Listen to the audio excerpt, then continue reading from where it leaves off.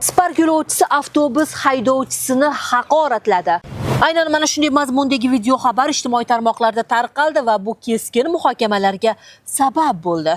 Holat zudlik bilan Farg'ona viloyati Ichki ishlar boshqarmasi xodimlari tomonidan o'rganildi. Ma'lum bo'lishicha, holat viloyatning O'zbekiston tumanida ro'y bergan.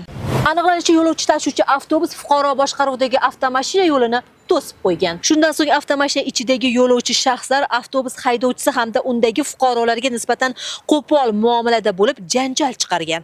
Avtobus shofiri bilan va u ishda bo'lgan aholidan kechirim so'rayman, uzr so'rayman. Gapirgan gaplarimni tushunaman.